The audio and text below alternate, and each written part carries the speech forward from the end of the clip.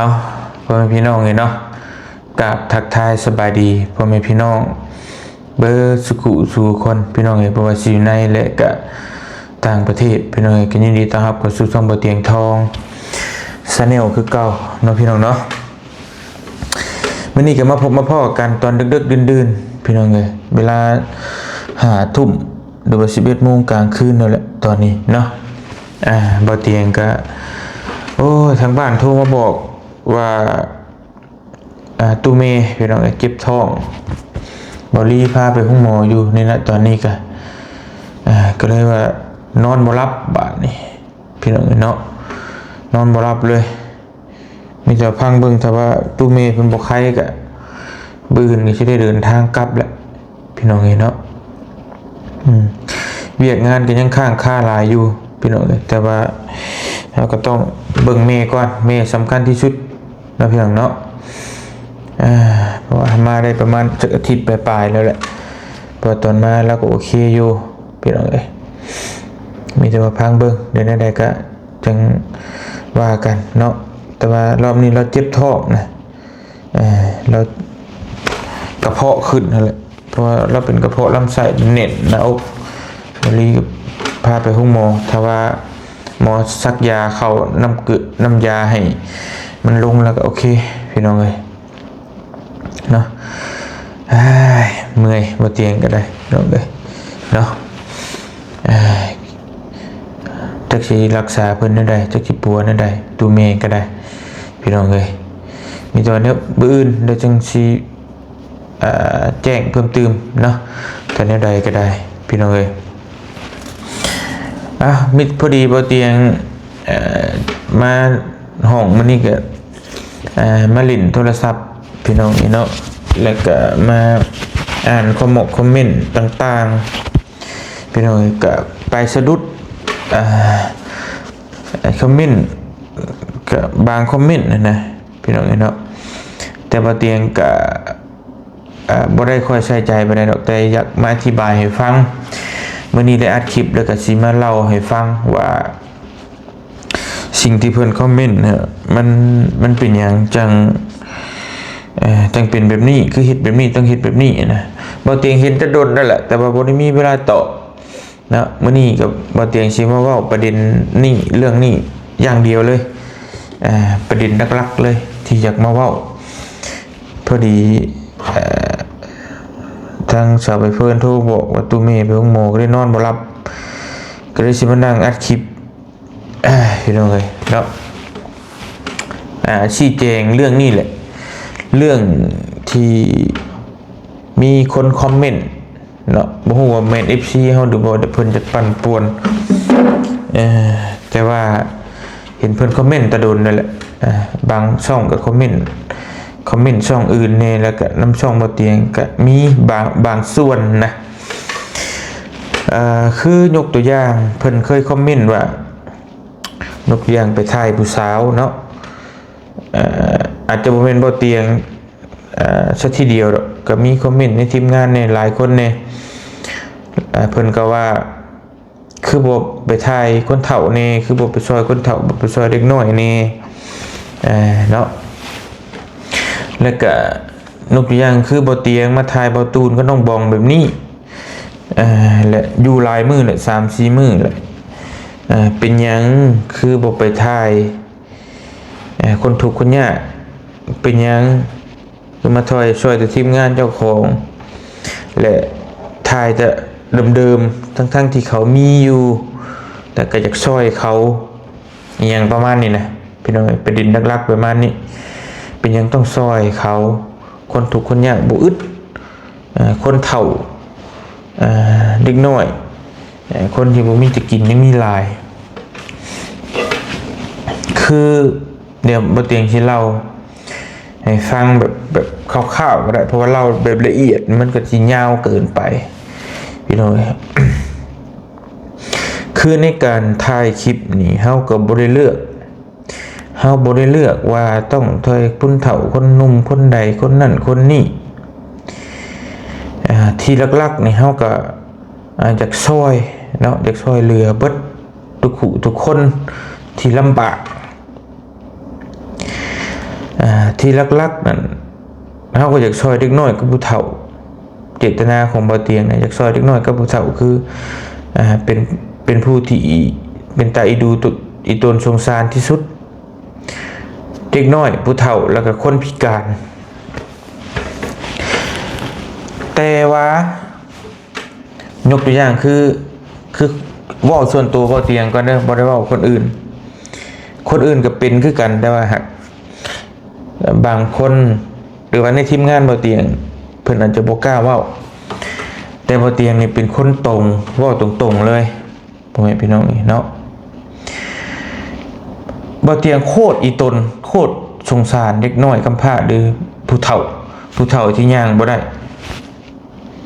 โคตรอยากไปช่วยเรือเนาะพี่น้องก็เห็นในหลายเคสยกตัวอย่างไม่เฒ่าคูณอยู่บ้านหนองหอยบ่เตียงก็ไปเบิดมื้อเพื่อที่ไปช่วยเพิ่นเอาข้าวเอาน้ำไปให้ใช้เวลาเดินทางมื้อนึงแล้วก็อีกหลายๆคนเนาะไม่เท่าผู้ที่ลูกถิ่มอยู่ผู้เดียวย่างบ่ได้อีกไม่เท่ากรรมบ่เตียงก็ไปเยี่ยมดุๆอยู่ซื้อนั่นซื้อนี่ไปให้แต่ว่าพี่น้องไอ้บาดนี่บ่เตียงสิเล่าให้ฟังในการไปของเฮานั่นมันก็มีค่าใช้จ่ายหลายค่าน้ำมื้อค่าน้ำมันค่ากินค่ายาค่าอยู่และบางเคสก็อยู่ไกลบ้านไกลเมืองเฮาหลายเป็น100 กิโล100 ลักและในการไปของเฮานั่นพอไปหาเพิ่นไปถ่ายคลิปเพิ่นบางที่วิวมันก็บ่ได้ขึ้นพี่น้องเอ้ยวิวนี่บางเทื่อก็ได้รับหมื่นบางคนไปถ่ายได้หลักพัน 4-5,000 วิว 2-3,000 วิวถ่ายผู้เฒ่าซึ่งวิวบ่ขึ้นคนก็บ่เห็นหลายคนบ่เห็นหลายก็ผู้ช่วยเพิ่นก็บ่มีและทั้งตัวเฮาเองก็บ่ได้หยังพี่น้องบ่ได้หยังจากการไปช่วยเลยคือ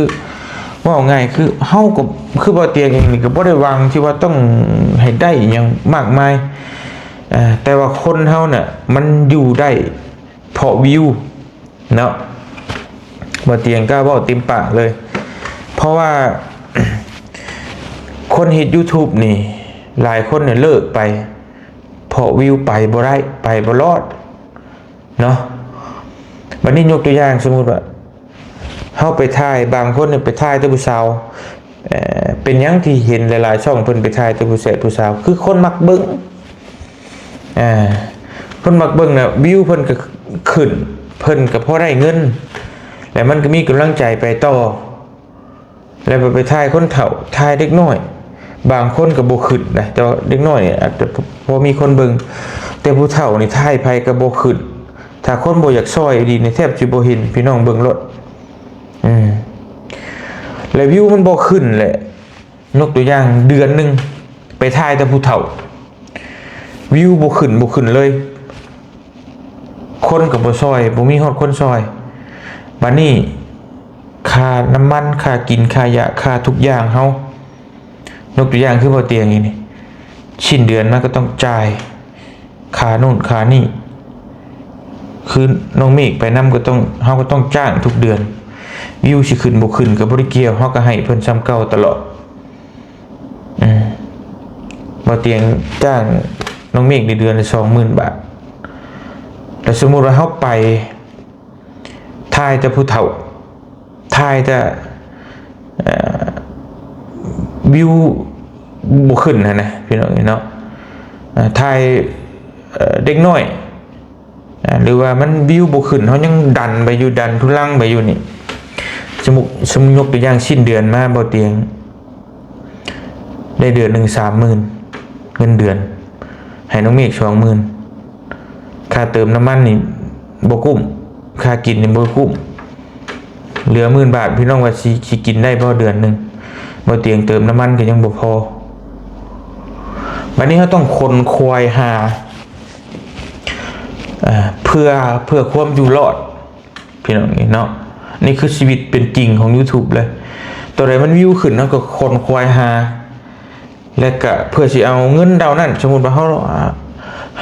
ฮาไล่ลายเฮาก็เอาเงินส่วนนั้นไปซื้อเครื่องซื้อของนี่ไปซอยคนเฒ่าที่เฮาสงสารนั้นบัดนี้เฮาสงสารแต่ว่าเฮาไปถ่ายแต่เพิ่นได้หลายมื้อฮู้อยู่ว่าวิวบ่ขึ้นก็ยังไปอันนั้นแฮงตายเบิดพี่น้องเห็นเนาะพี่น้องนึกภาพว่าคือเฮานี่บ่ได้มีอีหยังบ่ได้มีองค์กรบ่ได้มีหน่วยงานอีหยังซัพพอร์ตเฮาคือมันบ่ได้มีเงินแบบว่าก้อนใหญ่ก้อนหนึ่งกองกลางว่าเอาให้เจ้าไปเฮ็ดภารกิจนี่มันบ่มีนะมีแต่เอาเงินส่วนโตเงินที่ได้จากโฆษณาจาก YouTube ที่เฮาบืนมานี่เอามาหมุนใช้ทั้งเติมน้ำมันทั้งกินทั้งอยากเลี้ยงครอบครัวแล้วก็ทั้งซื้อของไปภาคพี่ภาคน้องเวลาเราไปเยี่ยมแต่ละเฮือนคือบ่เตียงไปเยี่ยมผู้เฒ่าผู้หนุ่มก็แล้วแต่บ่เตียงมีของฝากไปตลอดของเรานั่นกับเงินส่วนตัวของบ่เตียงได้จาก YouTube คือสมมุติยกตัวอย่างเพิ่นซื้อมีสมมุติมีผู้ใหญ่ฝากเงินมาให้เอาไปให้ครอบครัวนี่ยกตัวอย่างเอาใกล้ๆนี่ก็ได้คือมื้อวานนี่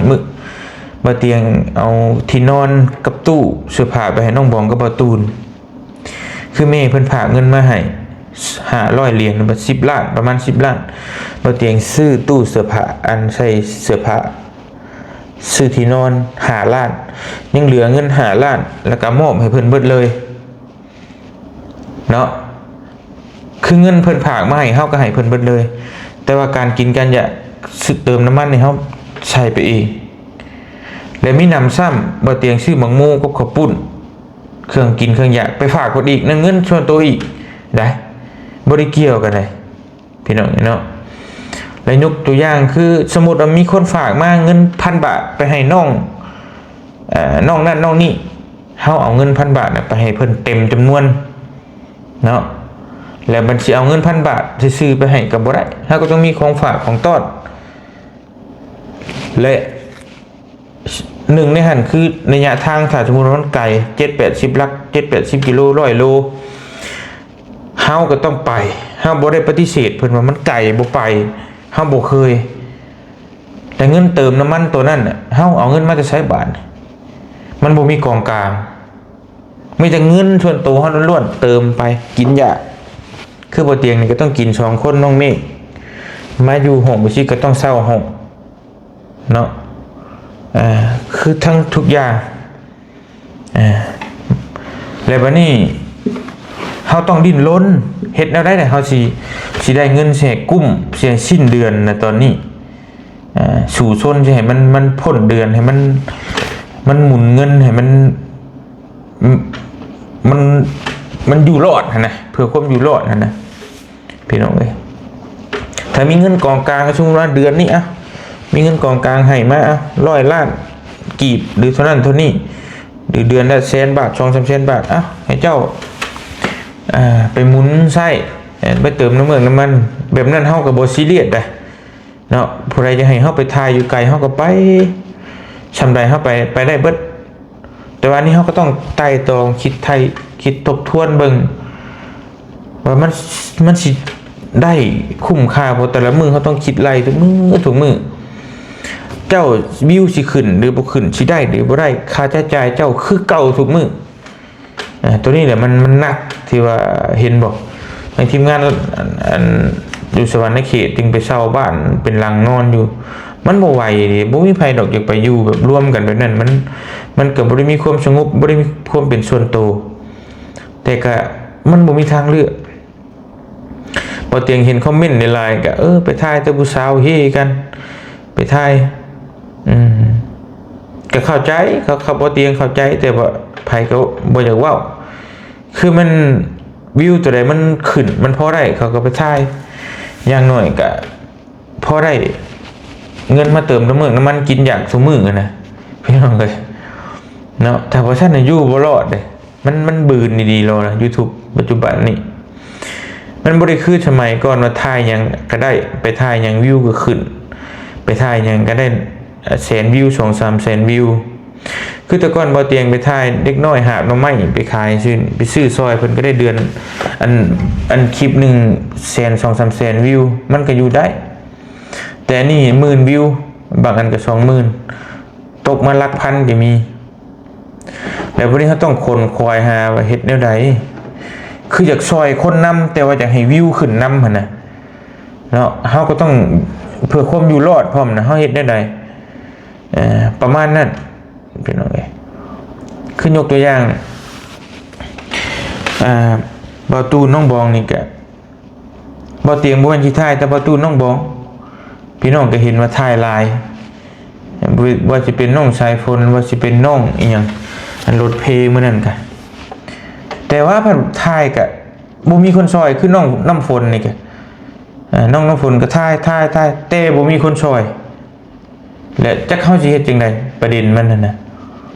คือไปถ่ายตึกเท่าใดเทื่อก็บ่มีคนซอยพี่น้องเอ้ยและเฮาจักสิไปแบบใดนะความหมายมันคือผู้ใหญ่เพิ่นฝากเงินมาให้นี่ก็มื้อนี้ก็ฝากมาให้ชื่อให้เอาไปให้บ่ตูนกับน้องบองแล้วเฮาสิไปทางอื่นก็เป็นไปบ่ได้ผู้ใหญ่เพิ่นให้เฮาเอาไปให้พุ่นคือน้องน้ำฝนก็อีโต๊ดบ่เตียงก็อีโต๊ดเฮือนก็ยังบ่มีอยู่ยังบ่ได้ตั้งขึ้นซ้ำแต่ว่าผู้ใดไปถ่ายก็บ่มีคนช่วยแต่จักสิให้เฮาเฮ็ดแนวใดพี่น้องเอ้ยเนาะบ่ได้ว่าสิอยากอยู่แต่น้องบองกับบ่ตูนอย่างเดียวก็คือน้องบองกับบ่ตูนนี่ก็เป็นคนที่บ่เตียงปั้นขึ้นในทีมงานแล้วก็เพิ่นเอาเมียคือเฮาก็อยากถ่ายให้มันให้พี่ให้น้องเบิ่งทุกตอนที่ว่าในการหมั่นการขอนู่นนี่นั่นต่างๆเพื่อว่าพี่น้องสิได้เห็นแล้วก็ขั้นตอนแต่เริ่มต้นจนจบจนเฮาฮอดแต่งงานแล้วก็จบแล้วก็แล้วถ้าเป็นคนอื่นก็เห็นว่าบ่เตียงไปถ่ายก็บ่ได้ไปถ่ายก็คือเพิ่นดูในทีมงานของเฮานี่เฮาก็ต้องถ่ายประมาณนั้นก็บ่ได้ว่าสิจำเจอยู่แต่นี่นะพี่น้องเดี๋ยวบ่เตียงก็กลับสวรรค์เขตก็ขึ้นไปทั้งพุ่นนี่ก็ถ่ายทั้งพุ่นนี่เปลี่ยนไปเรื่อยๆแต่ว่าเว้าง่ายคือตอนนี้มันเป็นกระแสบ่ตูนก็น้องบองวิวมันพอได้นี่เฮาก็อยู่ก่อนอยู่ถ่ายเบิ่งก่อนพอได้เงินน่ะพอได้เงินเฮาสิไปหมุนไปเติมน้ำมันไปพุ่นไปพี่นะถ้าไปถ่ายมองใดก็บ่ขึ้นไปถ่ายมองใดก็บ่ขึ้นไปทางใดก็บ่ขึ้นเฮาสิเอาเงินมันได้ใช้มาหมุนมาเติมน้ำมันมากินอยากมาแต่ละมื้อมันบ่เห็นมาจะเติมน้ำมันได้เฉพาะว่าเติมน้ำมันรถบ่เตียงอย่างเดียวนี่ยังประเด็นนึงแต่ว่าทุกอย่างที่เฮาไปช่วยเหลือนี่อยู่ในหันเบิดเลยเงินเขาบ่พอนู่นนี่นั่นเฮาไปยกตัวอย่างเฮาไปถ่ายคลิปเห็นคนป่วยไปห้องหมอกระทันหันมันบ่ได้มีเงินผู้ใหญ่ช่วยเฮาก็เอาเงินตัวนั้นช่วยเทื่อละล้าน5แสนคือพี่น้องเห็นในคลิปน่ะมีแต่เอาเงินตัวนั้นเฮาไปถ่ายเบื้องต้นบ่เตียงให้แสน 2-3 แสนกีบก็มีแต่เงินบ่เตียงนั่นแหละไปถ่ายครั้งแรกบางเทื่อผู้ใหญ่ยังบ่ได้เห็นบางเทื่อครั้งแรกครั้งสองก็ยังบ่มีคนช่วยเฮาก็เอาเงินเฮาเองน่ะซื้อให้เอาไปให้มันก็หนักอยู่ได้พี่น้องเห็นนะถ้าบ่เป็นชายบุญนี่บ่ฮู้ดอกพี่น้องเอ้ยอยากให้มาลองเบิ่งและอยากให้เปิดใจแต่ละคนพี่น้องของใจมาถามแต่ละคนเป็นจังได๋บ่ต้องเอาทีมงานบ่เตียงก็ได้ทีมงานคนอื่นเป็นสายบุญเขาว่าเขานักบ่ด้วยจังได๋นะคือบ่เตียงว่านี่ก็บ่ได้บ่เตียงบ่ได้ท้อว่าที่ต้องบั่นทอนตัวเองสิบ่เฮ็ดเป็นสายบุญบ่แต่บ่เตียงอธิบายให้ฟังว่าความจริงมันเป็นแบบนี้เฮาอยู่ได้เพราะวิวอีหลีโลได้ถ้าบ่มีวิวนี่แม่นเฮาอยู่บ่ได้บางทีเฮาก็แบ่งถ่ายพุ่นถ่ายพี่เป็นหยังเฮาต้องมีในอันนี้แนวนู่นแนวนี้เพราะวิวสิขึ้นเฮาก็ถ่ายเพราะมันเป็นสิ่งเดียวที่เฮ็ดให้เฮาอยู่รอดถ้าไปซั่นน่ะมันจบเลยถ้าได้ไล่เฮาทางเดียวคือจากเงิน YouTube จากโฆษณาจาก YouTube ผู้ใหญ่เพิ่นนี่ก็บ่ประมาทแต่ว่าโดนๆเพิ่นสิฝากมาเทื่อนึงบางเทื่อเพิ่นก็ให้หรือบางเทื่อเพิ่นก็บ่ให้เฮาก็บ่ได้ว่าดอกตัวนั้นเพราะว่าเฮาก็บ่ได้ว่าสิหวังร่ำหวังรวยนำตัวนั้นเฮาก็บ่เคยว่าอยากรวยอยู่แล้วเฮ็ดสายบุญขอแค่ว่าเฮามีเงินหมุนไปวันๆนี่เติมน้ำมันไปวันๆเฮาก็พอใจแล้วแค่ ค่ว่าเพิ่นซอยคนทุกข์คนยากเฮาก็ดีใจแล้วเนาะแล้วบัดนี้ YouTube ก็หลายทั่วประเทศลาวนี่ผู้ใหญ่เพิ่นก็ช่วยมาหลายเพิ่นก็หยุดไปนำก็มีแล้วก็ผู้ใหญ่หลายคนเพิ่นก็แบ่งไปช่วยผู้ที่เริ่มต้นใหม่อย่างนี้ก็มี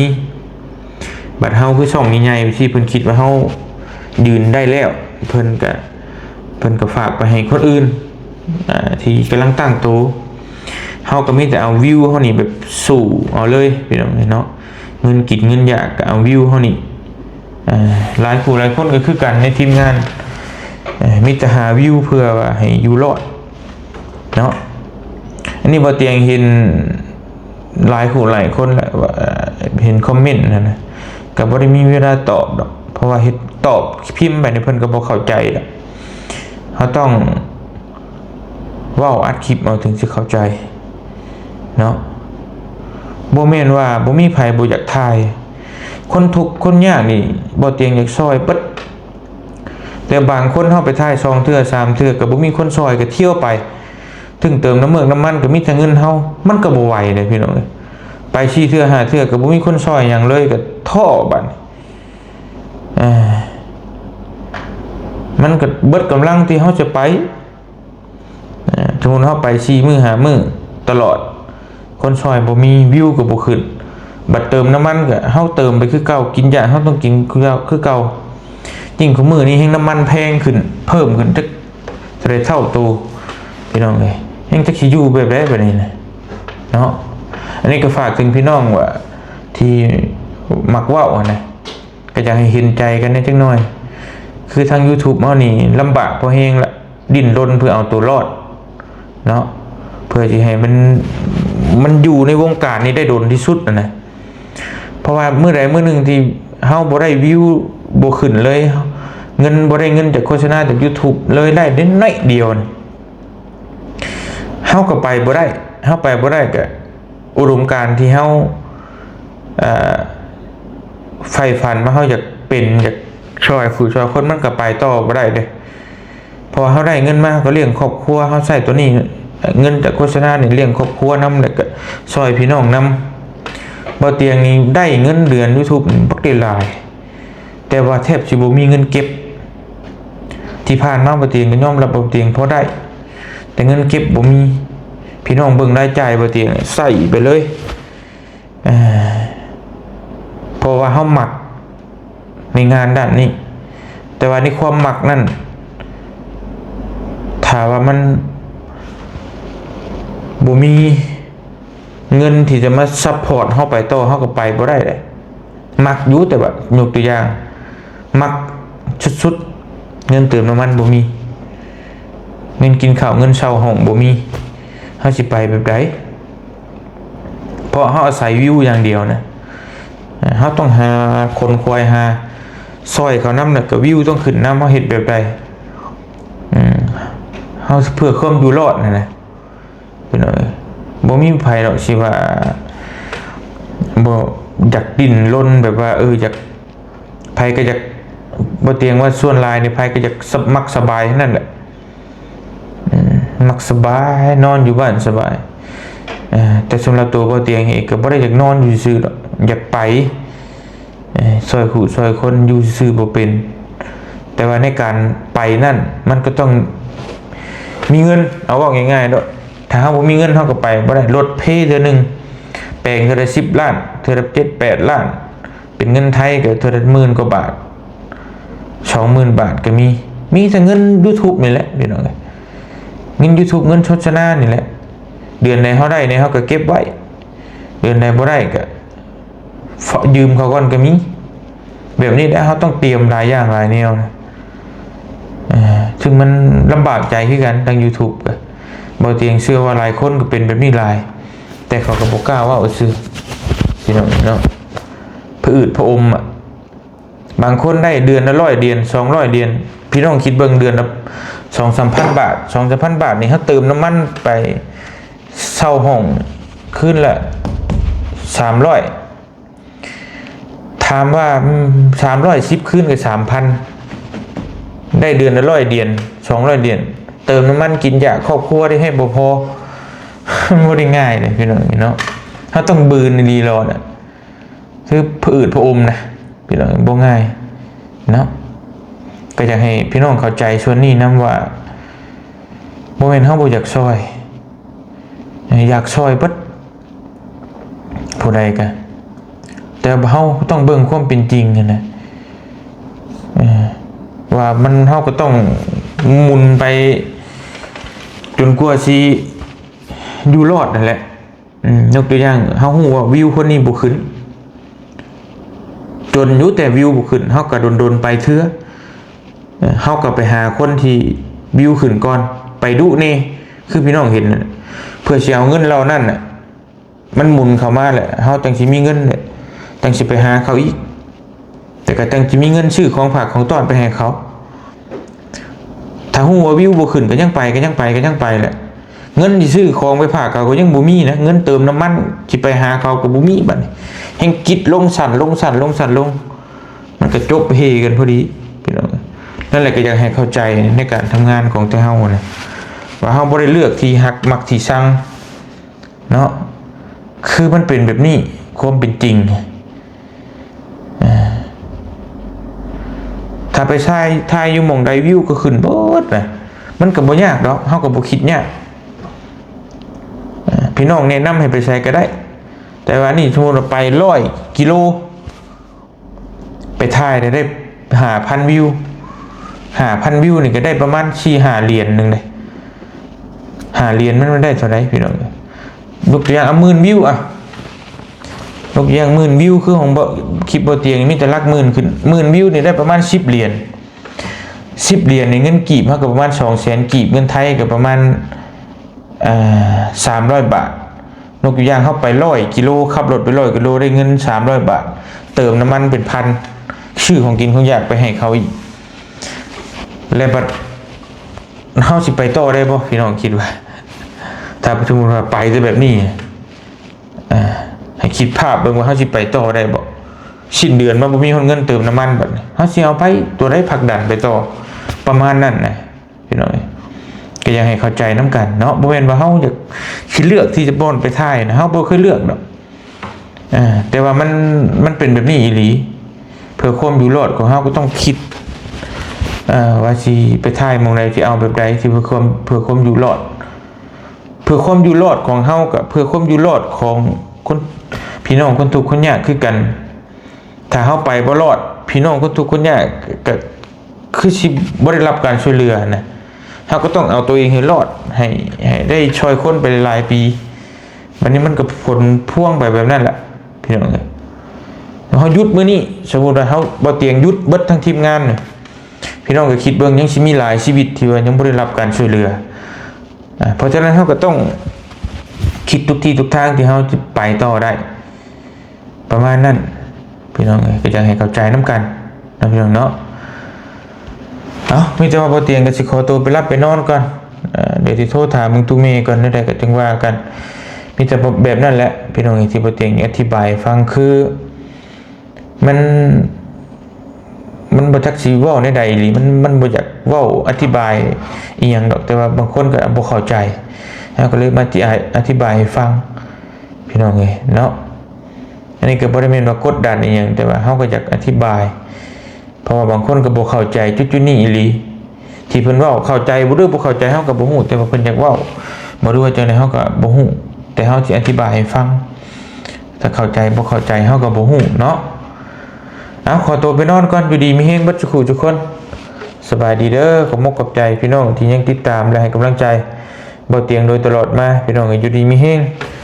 บ๊ายบาย